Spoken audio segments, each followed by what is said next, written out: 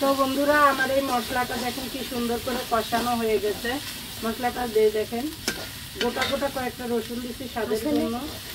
আর এখন আমি দিয়ে দিব এই যে মাংস। না লাগি যাবে না। বিসমিল্লাহির রহমানির রহিম।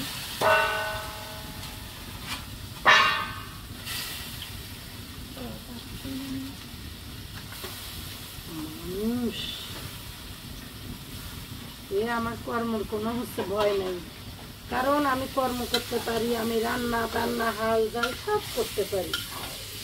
তো এই যে বন্ধুরা আমার রান্নাটা আমি যেহেতু কলিজাটা পরে দিব, একটু চলে গেছে আর ভিতর লাড়া খালেই কলিজা থাকবে না, সেরপ সেরপ করে আউলি দেবে। তো এটা উঠাই নিয়ে আমি এই যে লাড়া চাড়া করে দেখাচ্ছি। এখনই কালারটা দেখেন কত সুন্দর। আমি একটু কাছে ধরে দাও।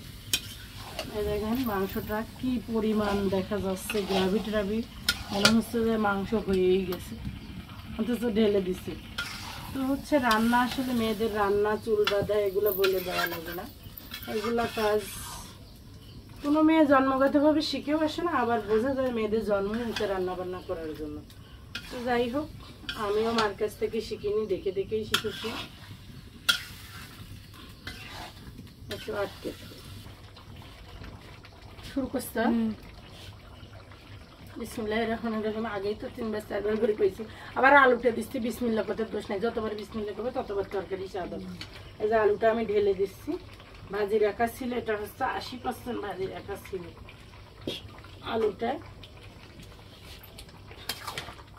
আলুটা দিয়ে আমি একটু নেড়ে ছেড়ে দিব। আলুটাও সিদ্ধ হবে, মাংসটাও সিদ্ধ হবে।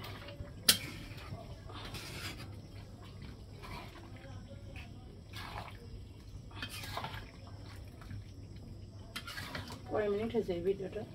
2 মিনিট 3 মিনিট করবো একবারে।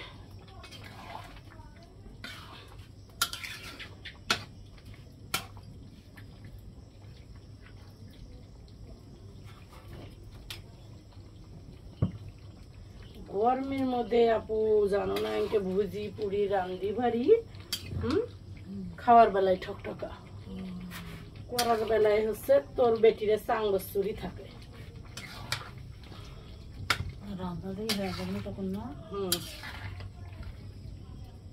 দেখানি মানুষ দেখানি দাওয়াত দেয় যে একসঙ্গে দেখাতে কইসম খাওয়া। এখন তুই খা জীবন, আমি আর খাবো না। বুবু বলে ঢাকনা নাই, গামলাটা ধুয়ে